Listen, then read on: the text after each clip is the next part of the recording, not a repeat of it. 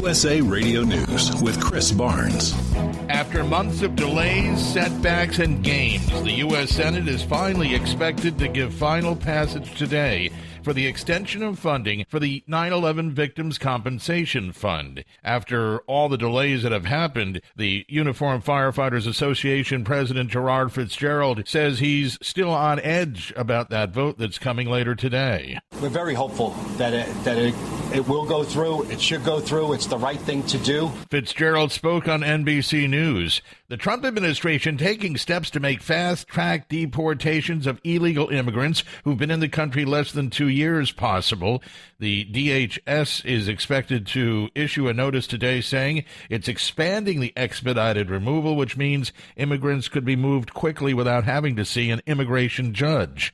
This is USA Radio News. A man called by some the Donald Trump of the United Kingdom, Boris Johnson, is going to be the new Prime Minister of the United Kingdom after he was elected today, leader of its Conservative Party. We are going to unite this amazing country and we are going to take it forward. I thank you all very much for the incredible honour. I will work flat out from now on. Johnson's election means he will now have to face the same challenges outgoing Prime Minister Theresa May failed to resolve in managing Britain's exit from the European Union, but he says he can do it. President Trump congratulating the former London mayor in a tweet this morning. Anyone who takes vitamin pills or other supplements knows GNC. Well, the huge retailer is closing up to 900 stores as part of what the officials of the company are calling their continued store optimization efforts. There are currently more than 800 mall stores, and the number is expected to be reduced to about 400 there over the next 3 years. This is USA Radio News. It appears foul play was behind the death of an Ole Miss college student from St. Louis whose body was found over the weekend in Mississippi.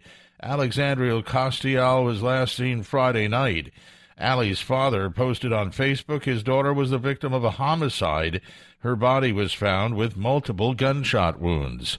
At last check, nobody's been arrested. A $1 billion lawsuit's now been filed against the Ford Motor Company, claiming that the automaker falsified results of fuel economy tests for years.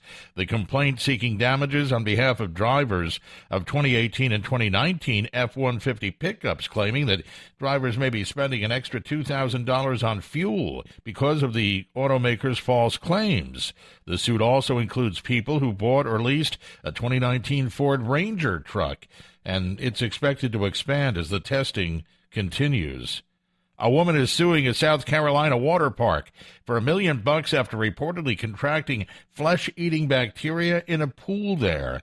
The woman was at Wild Water and Wheels in Myrtle Beach in 2017. She was knocked over by a wave machine. She scraped her arm, and her lawsuit says that's when the bacteria apparently entered her body and started eating her alive. She says she did eventually recover, but it took multiple surgeries and she suffered permanent disfigurement. For USA Radio News, I'm Chris Barnes.